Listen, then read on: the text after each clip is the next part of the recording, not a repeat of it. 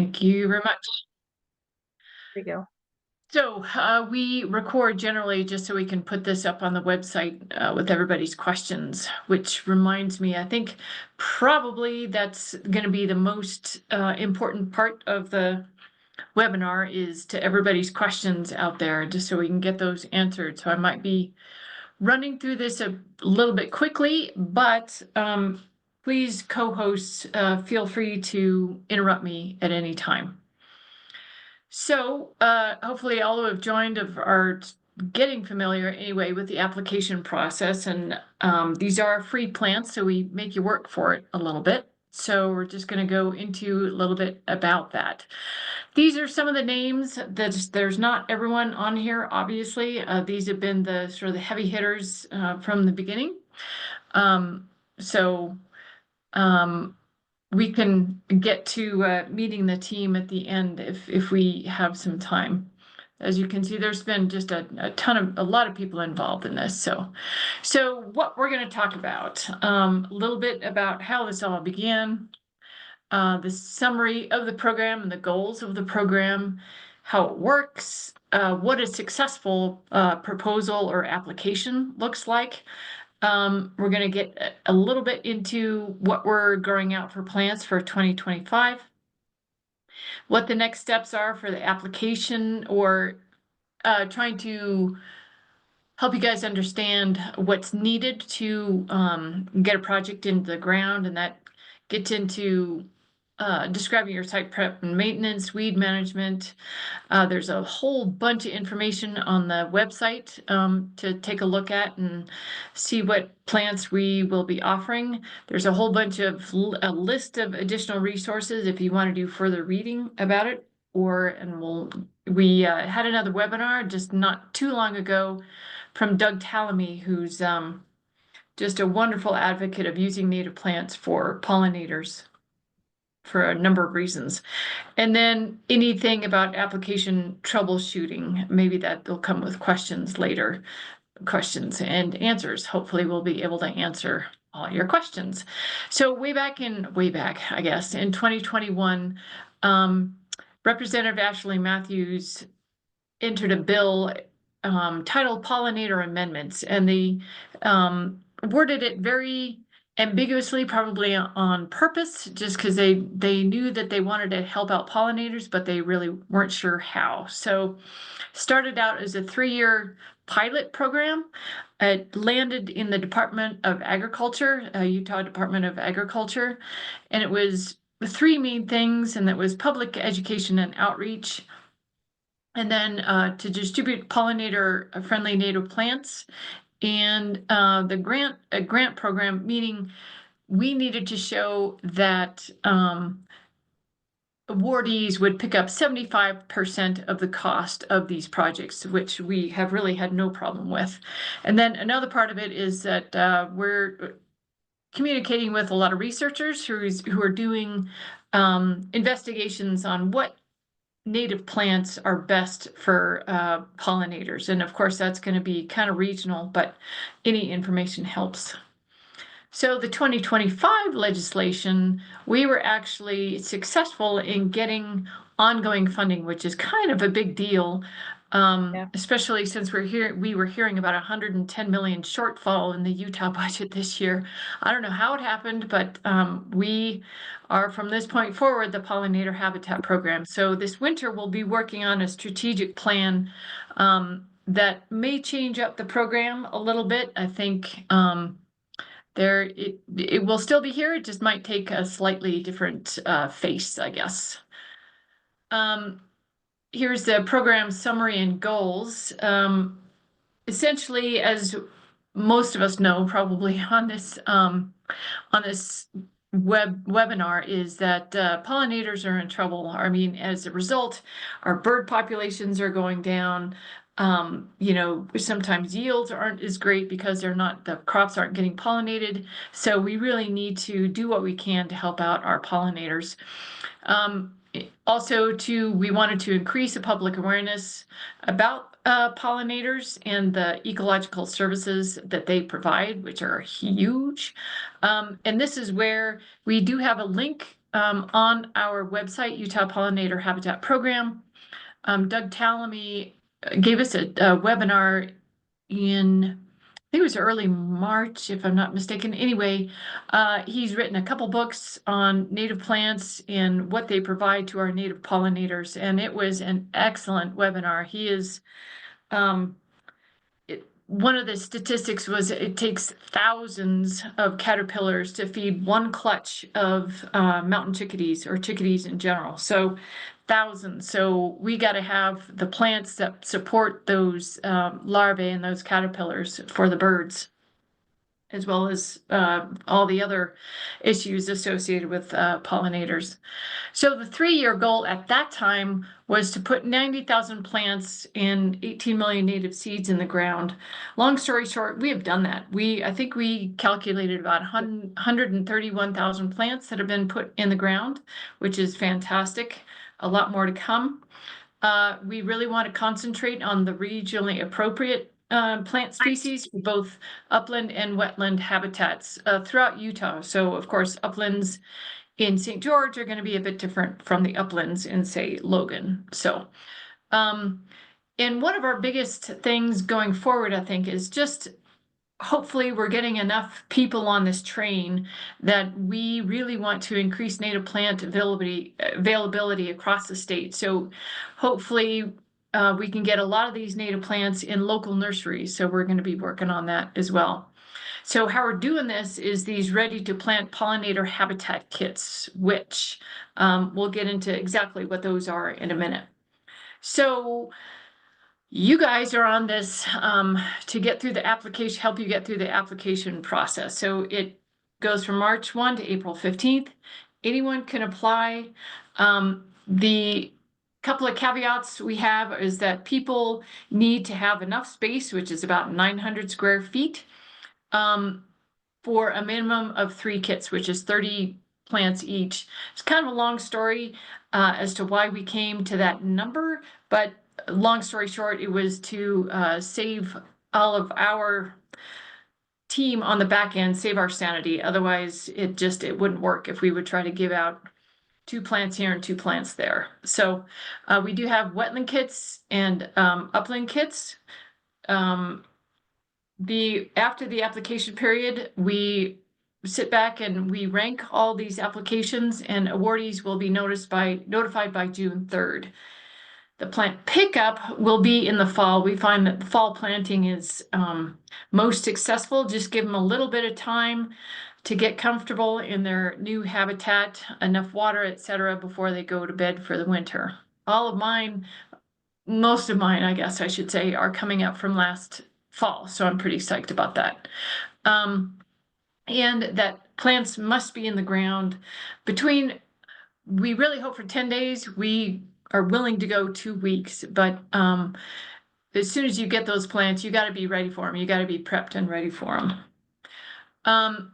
The other aspect of it is that we expect you to be in this game for at least 3 years. And the reason we ask that is that we want to know how these are doing in your landscape, because that really helps us decide which one of those species we should continue to pursue, because a lot of these are sort of new in general. There's some of these that we have tried that really haven't been tried in the nursery trade. So we really want to know how they're doing in your landscape. So we ask you that you send us a report. It's a very easy report. It's just a simple fill out on a computer. What's doing well, what's doing badly, what's changed, etc. So again, as I say, you need to make sure that your site is adequately prepared, because as soon as you get those, you need to get them in the ground. We also ask that you plan on irrigation at least until establishment, and that can be 1 year, can be 2 years.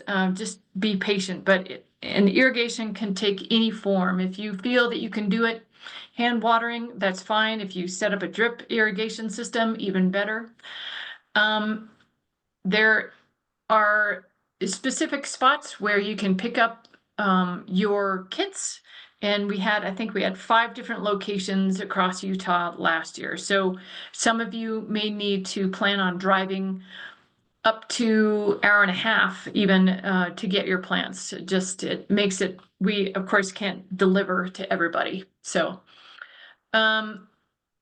there's always going to be weeds or undesirable plants, right? So that's also got to be a part of your application. Just and part of your commitment is that you need to be weeding for to make these as successful as possible. And then we also, if possible, ask you to promote public education and outreach. And that can be even talking to your neighbor about it, right? Or it could be, setting up a blog or anything else on social media that could work for that purpose. So a successful application, essentially, the more detailed, the better. That really shows us that you are really thinking this through, really planning this through.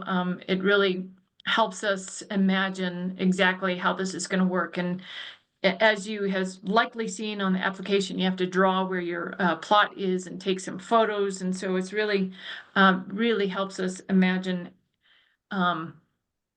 which projects will most likely be successful.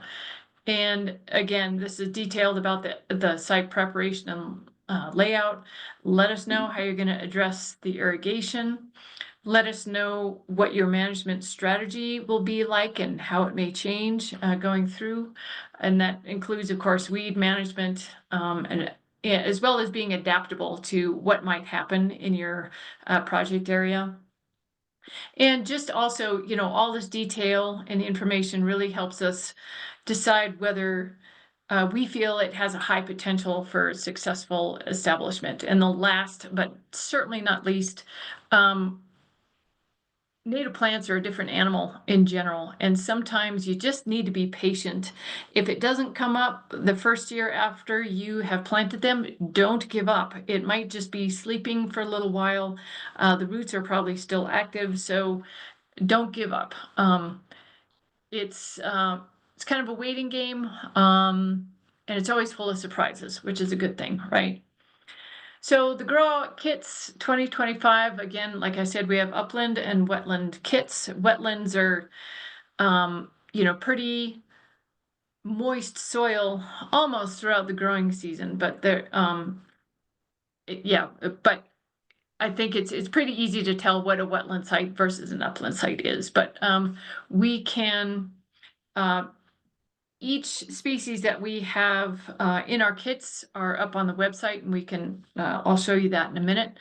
But these upland kits, these plants again are native plants. They prefer, full sun and well-drained soils for the most part, right? The other thing that a lot of native plants do not like is fertilization. So I would advise against any sort of fertilization. And again, irrigation will be required to get them established, but most of these should be okay. The upland kits should be okay without irrigation once they get established. And the wetland, again, naturally found in wetland habitats, whether that be a moist swale end up with a bit of shade, standing well. Backwater areas, I guess I can say standing water is a little more difficult. I don't think these would do well in standing water. And for each one of these, the species available are going to change slightly just because we're always trying new things. So hopefully, if you look at the website, you'll get an idea as to which species you will most likely be getting. Hopefully, through the process too, that we can let you know which species will most likely be in your kit. But again, these plants are grown out by good growers, but there's a lot of these plants that we don't know a whole lot about, and sometimes they don't work. They germinate just fine and then they die. So that's why we have to sort of remain a little bit flexible on the plants that we hand out. Again, managing expectations for native plant grow outs, again, it's not gonna be something that you pick up in the nursery and you plunk in and it's gonna do great and look great all the time. You just try to roll with it as best you can. I mean, a lot of these, well, all of these plants, of course, in my view, are incredibly beautiful, and you just got to wait for their star to shine, so to speak. So this is incorrect. I think we're growing out, well, we're still trying to figure it out, but I think we're probably going to be growing out around 70,000 plants for statewide distribution this year. 20K wetland, yeah, we include a lot of other people, and that sometimes includes agencies that have very large orders. So these numbers, and since we haven't really gone through our the ranking process, we really are not sure. But this was about what it was, I think maybe the first year, 20K wetland and 30K upland. So, and again, patience, patience, patience. I mean, those plants in that photo look great, and they should remain looking great. It's just putting those little tags beside what you plant really helps decipher where you should expect something, and what it should look like when you sort of check with the website. And reaching equilibrium can take years. And I find I've been working with native plants in my yard for, I think it's been 25 years. And I'm not sure I've reached equilibrium. It's always different, but it's always kind of fun. So it's always changing. And just again, it's a beautiful surprise every year, I think. And again, each site is different, like your yard compared to mine. Some particular species might thrive in my yard, but not yours. And so many different variables could be to blame for that. We also try to make these kits. We have something, But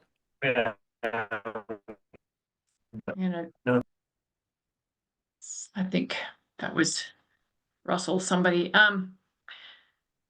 So we put these kits together with the idea of having something blooming throughout the season. So you are feeding these pollinators from spring to fall. So we are sure to have something in these for every season. So you can feed those pollinators throughout the season.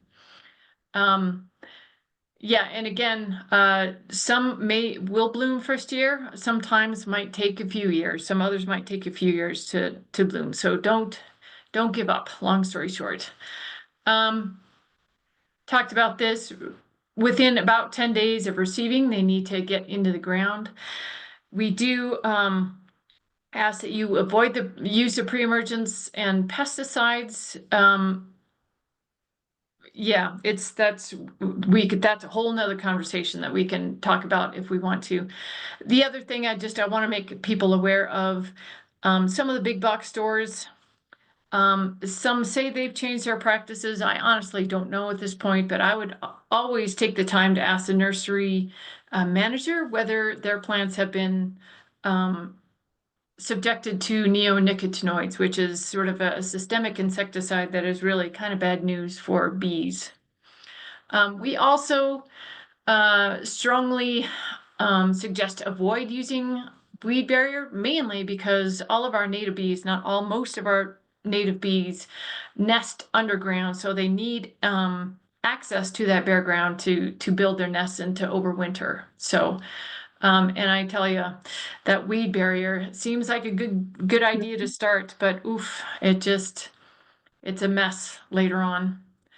70% of our native bees aren't ground nesting, so keep that in mind. Mulch is great to try to keep those bees nice and comfy. A leaf litter is best.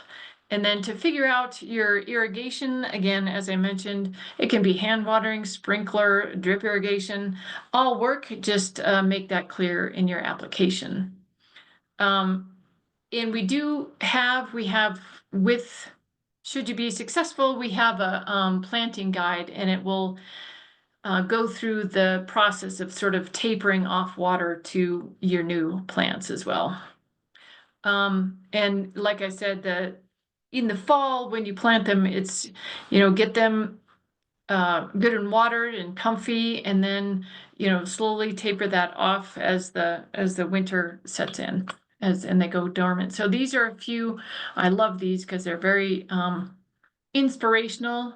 This is some grass area in 22, and this is of May of 2023, and we can talk about that particular plot in a little bit in terms of how that went. But anyway, that looks great. So, and this is the same one. Is that correct, Miriam?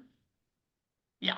Okay. So, and so along with these beautiful flowers, you get these beautiful. She was lucky enough to get a monarch in her yard, and I just love the bumblebees. They're just furry little cuddly creatures.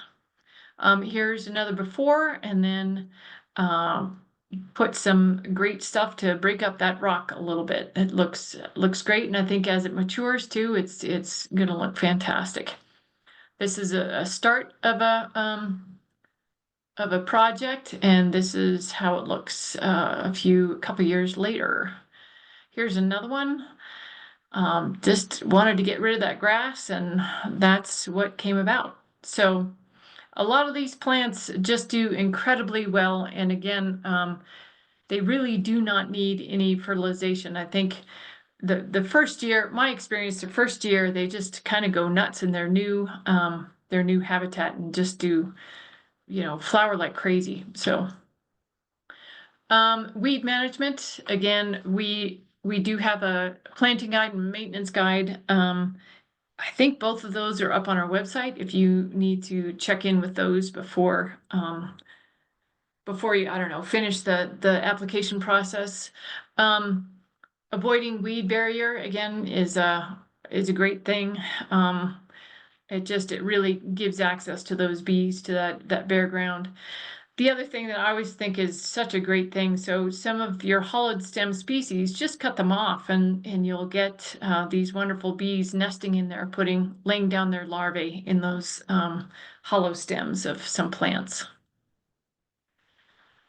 So navigating the website, you can see what's up there, and we'll go through a little bit of that. But our email, utpollinatorhabitatprogram@gmail.com. Thankfully, we have a number of people sort of watching that Gmail that hopefully your questions can be answered pretty darn quickly. So I wanted to point out, up on the website are these native plant informational sheets, and so it gives a photo of them, mature height, spread, the wildlife they support, the landscaping information. So each species that we are offering, you can find these PDF sheets on our website. Very helpful, I think, especially I'm a kind of tend to be a visual person, right? So being able to see what that plant is going to look like really helps a lot. These are the habitat, the maintenance guides, and the planting guide that we offer. Just sort of words of wisdom, things to remember as you put these into the ground and how you maintain that habitat. Again, up on the website, you can print those out if need be. We do also have a sample layout for you should you be looking for some sort of help. This helps, but again, beauty is in the eye of the beholder, right? Some people like that really neat clustered look. I'm more of a let the plants figure it out. They'll do their thing and it'll all look beautiful. So additional resources. This again, we're recording this. This webinar will be available on our website. But again, this top one, Bringing Nature Home, How You Can Sustain Wildlife with Native Plants, Doug Tallamy, he's a proponent of, let's see, national park in your backyard or something like that.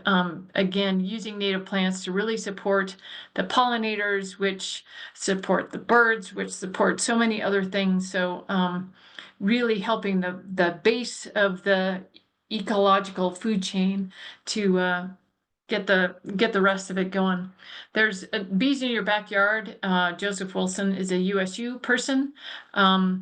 Has a wonderful book about that. And I think a lot of people have a lot of bees coming into their yard and being able to try to figure out exactly what they are. I think a lot of people, including myself, have had a lot of fun with that. Um, Common questions. I'm just wondering, maybe let's maybe see if these common questions come to life through questions that we have from our participants here. Past applicants can reapply, provided that you have submitted your reports in past years, like we had asked. And others, I think I'll just keep going on this and just see if people have questions about that.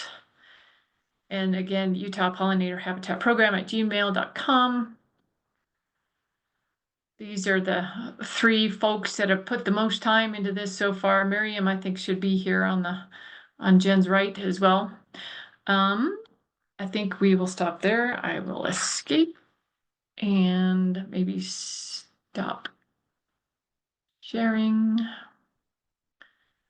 And we'll just go to, sorry, now I'm trying to find myself. Here we go.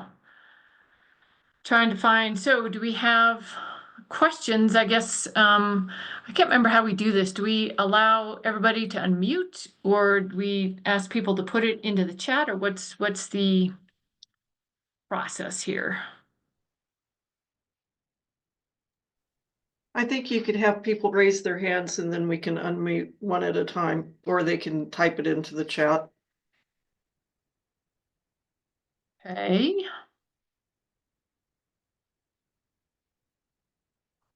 There's got to be some questions. I'm trying to think of some of the other. We do have. I saw that you folks were working on a frequent Q&A document today. Is that also up on the website? Not We yet. can put that on the website. Okay. Okay. It should be on the website in short order, but yeah. Go ahead, Carol. Hi, Oh, I had God, a lots of question. questions. So I've seen in gardens around me that some people have, I guess it's plant layering. This is not native plants, but just they have plant layering where they have things blooming at different times of the year. Does it work the same way with the native plants, that you can put them in, I guess, arrange them in a way that they can bloom more continuously? Or is there a certain time that the pollinators prefer to be there? So I'll probably pass this one off, but there are some species, and that should be in those PDF sheets. It shows you when they bloom. I can't remember if it shows you how long they bloom, but there are some that you can deadhead and they will bloom again. And I think that type of information are in those PDF sheets, in addition to when they bloom.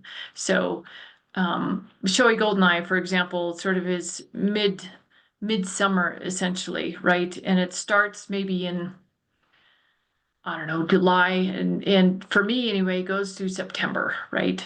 And then there's firecracker penstemon, which is very early in the season, a beautiful red blooming species. So it's going to take, if you want to design it, have something blooming here or there, it's going to take a little bit of time, a little bit of research to try to figure that out. But that information is up on those PDF sheets. Do you, Mary and Becky, Jen, have any other tips on that? We did. Yeah, I would just say jump in. Yeah, we did Just select. pick the plants in the ground and you'll figure it out. But Yeah, but we did get a select diversity. species that bloom across all seasons. So that was one of the goals of the project, was to provide that continuous food source so that there's always something in bloom Yeah. to help support the species. So Yeah, that was one of the main goals that we looked at through plant selection. Yeah, I would just say jump in and just get stuff planted. And, you know, if you can apply for the program, just get those plants in the ground. We have devised the program so that you have a diversity of plants in different seasons, but you can also add to that and just throw things in, you know. Sorry, I see a question from Suzanne. It will not hurt you if you have a lawn replacement program. I think frankly that helps, and it really shows that everybody's working together. And I think Yeah. certainly the water conservation districts love to see that. They are wanting to get on board and really push our program as well, since a lot of people, well, lawn replacement is a wonderful thing for water conservation Yes. valley-wide. So Mindy, we have a bunch of questions on the chat. Do you want me to just start reading some that you Yeah, can? go ahead, because I have one too that I wanted to read. Go ahead. What is involved in the ranking system for applications was asked by Sam. thank goodness you guys can help me out with this. We look at your before photos just to see what that site looks like now, and in tandem look at your weed management Mhm. process. We look at what you're going to propose for irrigation, what you might propose for long-term weed management, or if you have long-term goals, if you're just starting with this, and if you want to continue to your side yard or something like that. I'm trying to think of what else do we. Yeah, so I think one of the things that we look for is that you are committed to this project.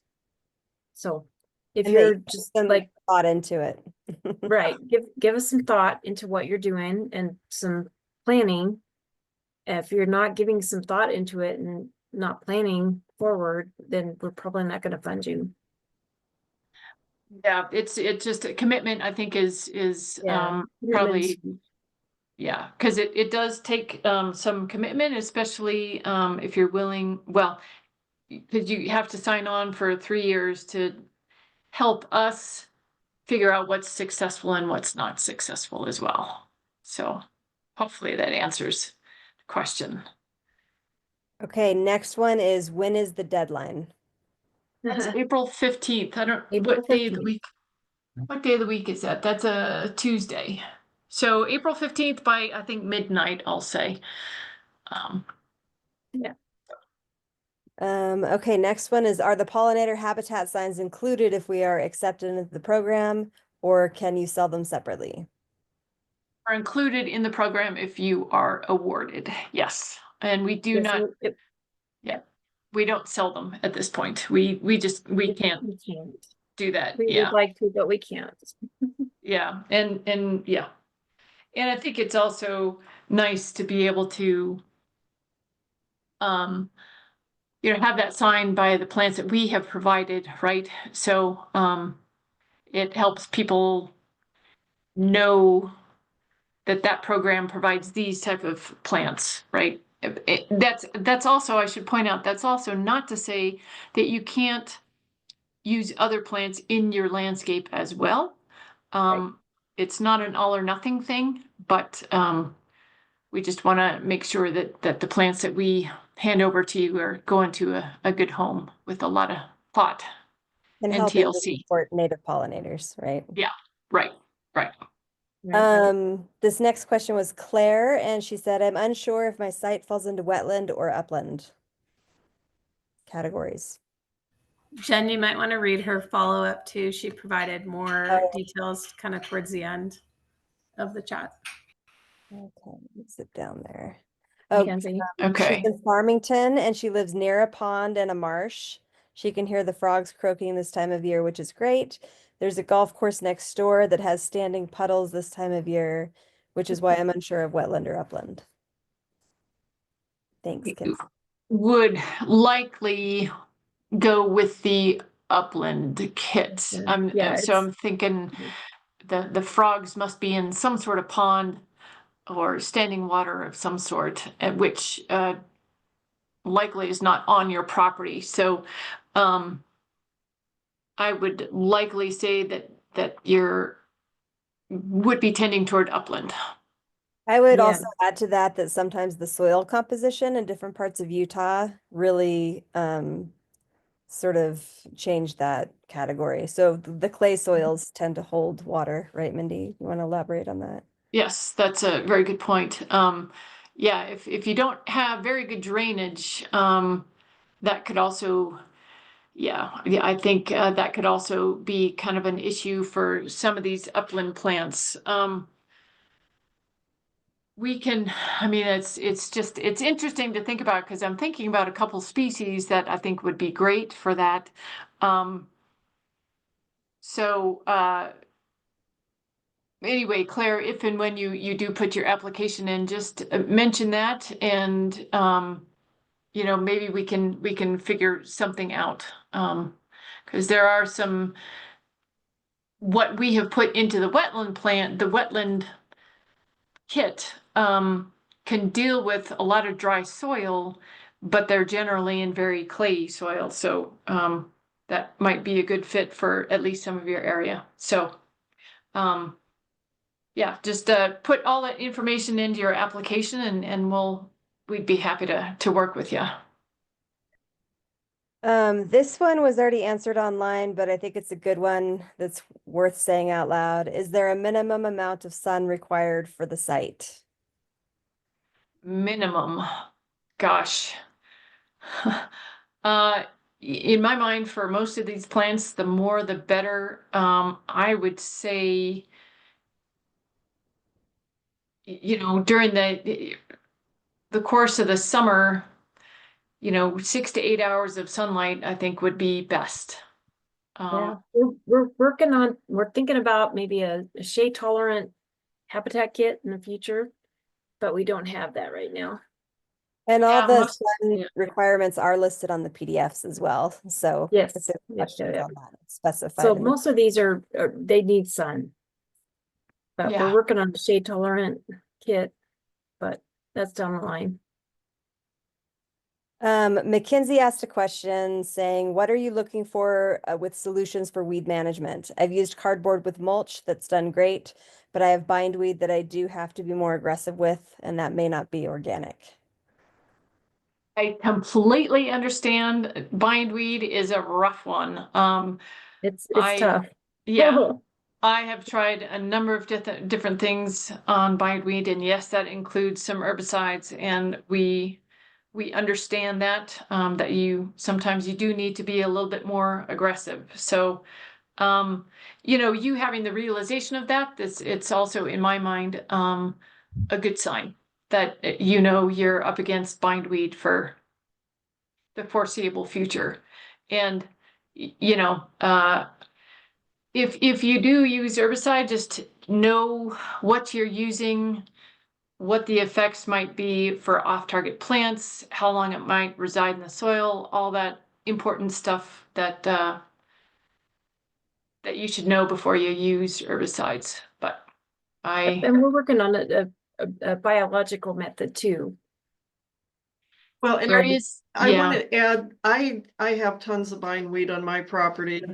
And the first year I had to, I was just hand weeding out the bindweed, but I noticed a dramatic drop in the bindweed last year over the first year because the native plants were filling in so much that it was just, they were just literally choking out the bindweed. So, I mean, I think as the plants get more and more established, you will naturally see a decrease in the bindweed too. You just have to keep after it. And Yeah. I do use cardboard and mulch in my yard, and it works great. That is my go-to.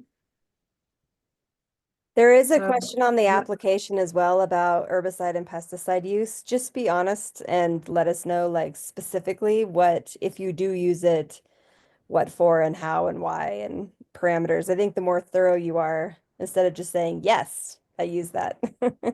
If you can be a little Yeah. more specific, then it's a little more helpful to us when we're Yes. assessing the applications. Agreed.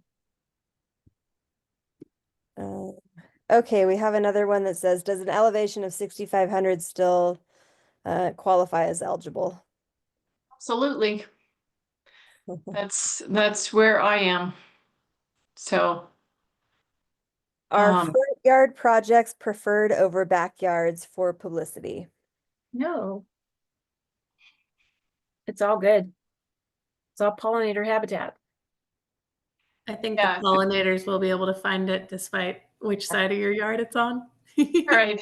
For Yeah. publicity's sake, for outreach, you know, certainly the more people see it, the better. But again, that's just a sort of a smaller piece of, and you know, if you want to do a blog on your backyard or, you know, post on the Facebook habitat page of how your backyard is coming, that's also publicity, right? So, Or even just talking to neighbors about it? Yeah, yeah. And sticking your Um, sign out front. All good. That's a conversation starter. Yeah, yeah. Yeah. We had one from Carol that said, I saw a map of the general areas of habitats. Will you publish more in-depth maps of successful habitats and plants that do well? general areas of habitats. Um, I'm guessing that's from our website where we have the maps. Yeah. Hi, it's Carol. Or to- I did see that you guys showed where you were generally choosing, and I was kind of curious to see were there successful corridors that maybe there was more native bees, but also what plants might have done really well in those areas. um, that is yet to come. We have been sort of trying to collate that data in terms of what is successful where. And boy, it's just a tough one because there's so many different variables from backyard to backyard. It could be that maybe this person watered it a lot more or a lot less, depending on the species. Maybe it's the soil is different. Maybe maybe the sunshine comes at different times of the day for these different species. So it's really hard to know for sure what's doing well, where, and why, right? And so that's why our selection is hopefully we tried to get as broad of a distribution, natural distribution as we could, so that you know, if these plants can tolerate all these different climatic differences throughout the state, then in my mind, they would have a good chance in your backyard, I guess. Hopefully that makes sense because there's some species that we've chosen that have sort of a little bit of a narrower distribution. But most of them have, you know, maybe the lower 2/3 of Utah, or some of them are only in we'll say St. George, right? And so we try to tailor the habitat kits for where you are, right? So I don't know. Hopefully that helps, but it's I hate to say it, but sometimes it's just a little bit of a crapshoot. I didn't think that the showy goldeneye that I got would do so well in my yard, but oh my goodness, it is doing incredibly well. And some of the other stuff, what was it that I lost? I can't remember, but I thought for sure it would do well in my yard, and it doesn't. So it's yeah. But I Carol, wish it were a sure thing, but it never is. but just to clarify, usually kits that are awarded down in like St. George area are going to have a different habitat kit composition than what, you know, Northern Utah would get awarded. So the plants that you get awarded are regionally specific for what we think will do the best in your area. It's not the same throughout the entire state. If that helps clarify it all. Hopefully that answers your question. Um yeah, it's just it's a never okay. Thank you. will it hurt our chances if our weed situation is not yet under control at the time of applying? Well, of course, that depends on your definition of not yet under control, right? My definition of not yet being under control is that it has been greatly reduced from 2 years ago, right? I mean, it's better, but it's not under control. And again, you know, in your application, you know, let us know of your progress of working on the weeds and you know, your realization of what might be coming in terms of weeds would be helpful.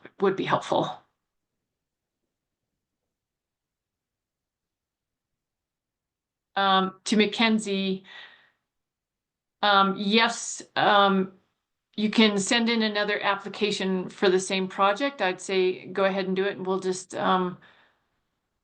yeah, we should be able to, there should be a date associated with each one of those, and we'll just delete your older one.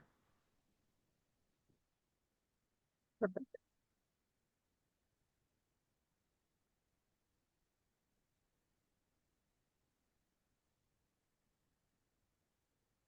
Yeah, anything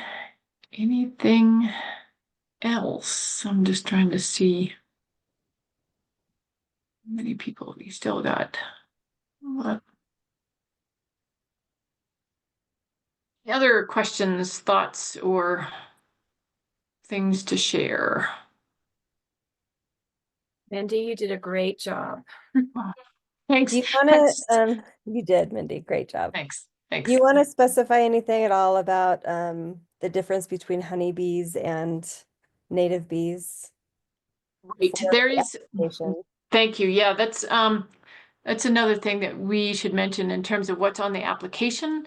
We also ask you a question as to whether you have honeybees or intend to have honeybees in your project area. And the reason we ask is that this program is meant to be for our native bees. And if you have honeybees on your property, they will compete for those resources. And so again, it's not that you will be disqualified at the get-go, but again, this project or this program is concentrating on our native pollinators. And of course, honeybees are not native. Hopefully that's what you were getting at, Jen. Yes, yeah. Great That question, would Jen. clarify for Yeah. people. Yeah. There's one more question from Corey that says, is there a resource for identifying pollinators that have visited our projects? And I might point towards iNaturalist just because there's specialists on there that can identify them for you. But go ahead, Mindy. I think that would be your best bet because there are, I mean, as many of you may know, I mean, there's a lot of people that seem to spend a lot of time on iNaturalist. And so that might be your best bet to take a photo of it and post it on iNat. And that's something I think that we should do is we should make a project for the Utah Pollinator Habitat Program so that we can show the pollinators that people are finding in their newly planted pollinator habitats. Just like we did for the Perry habitat, I think it would be great to have an iNat project. Yeah, let's do that. I'm gonna put it. the link to iNaturalist, just the general iNaturalist in the chat for anybody who wants it. But there's specialists on there that if you take a picture and post it, they will get on and comment and tell you exactly what it is. So it's pretty fancy free. Yeah, and course, yeah, it's with a lot of- just it's No, a lot let's of do fun that. sometimes also to, you know, post something and then sit back and watch the experts fight about what they think it is. And there's some really knowledgeable people on there, so it's really fun. Yep. We will start that Utah Pollinator Habitat Program group, and we'll maybe post that up on our website so people can Yes. join that. We'll do That would that. be great. Yeah. Okay. Do you know, Awesome. Mindy, is Sageland, they were doing the Utah Pollinator Pursuit. I think it was an iNaturalist group. Are they still doing that? They are. Yes. Yes. Okay. That's still another program, which is also good information. And it helps keep that sort of project together. And I think a group of the Utah Pollinator Habitat Program would be great as well. I think there's a Bumblebee Watch organization as well that you Right. can Yep. post to. Yeah, Bumblebee Atlas. Yeah. Mhm. There's Bumblebee and also Firefly. That's Yeah. into fireflies. It's an amazing world out there. And again, I would encourage anybody to watch that Doug Tallamy webinar that we have the link up on our website. It's he really goes through a lot of moths there that anyway, it's pretty incredible. It was funny to watch as he named the scientific names and tried to see what AI would come up with. That was pretty funny. Yeah. So, Stacy wanted to know if we need volunteers. oh, always. You can email the Utah Pollinator Habitat Program Gmail, or you can email me at Mindy Wheeler at utah.gov, which, you know, sometimes it's not very glorious, but it's fun. So it could very well be working on our pollinator habitat up north a little bit, which always needs some weeding, among other things. Yeah. Oh, Stacy, where are you from? I'm always looking for volunteers on my projects. Yeah, just go ahead and email us and I suspect that we can get you hooked up. Yep. Mindy, one Oh, yeah, question. Sandy's a little down south, but yeah, we can always hook you up. So Oh, yeah, absolutely. Mindy, Yeah. one thing we didn't cover was doing soil amendments. You mentioned fertilizer. Last year, we had a ton of people asking if they should, amend the soil in any way. So maybe we should just briefly touch on that. Boy, it's a tough one. Amending soil in Utah is a tough go. I mean, it's going to be a basic soil. I think no matter how much coffee grounds or acidic things that you add to it, um, some soils are really quite salty. Have a lot of sodium and potassium in them. You might try to amend it with try to dilute, I guess, some of the saltiness.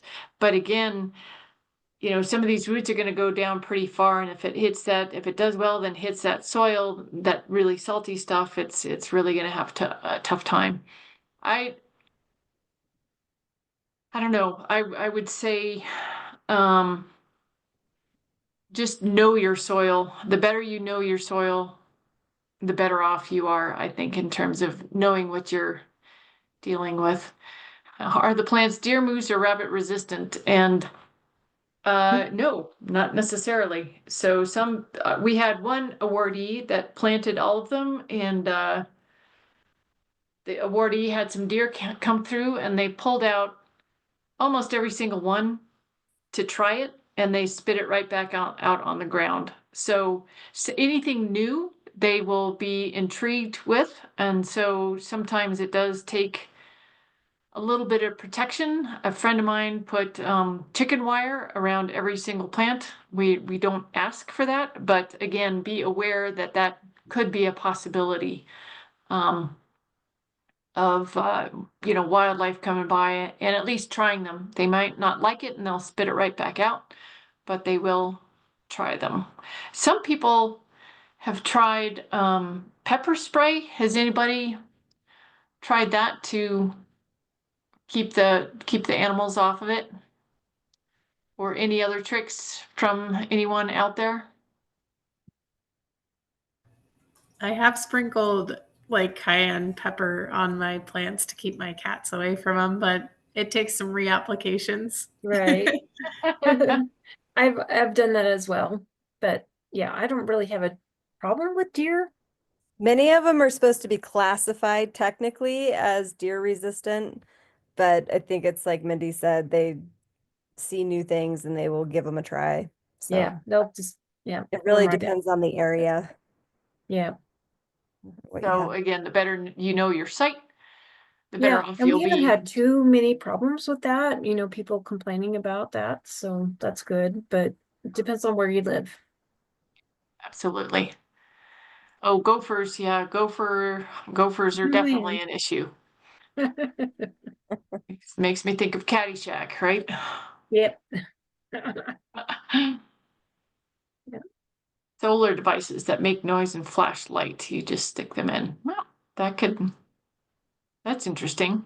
Some people use human hair or like a bar of soap and put it in a mesh bag. I've seen that. A lot of And people use. I've heard about powderized coyote urine as well, or something like that. I have Yeah. no idea where you could buy such a thing, but Okay, well, we probably shouldn't go there, because, yeah, I've heard other things. right. Yeah, what other questions do people have? Because there's a lot of people still on, so what other questions as you move through the application process?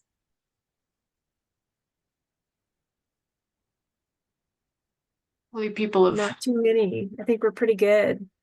okay. Okay, Okay, well, Mindy, you did an awesome job. Thank you well, for all that information. thanks. Yeah, it's sometimes I feel like it's the questions and answers that are the most important. Yeah, we did not Maybe, have a lot of questions.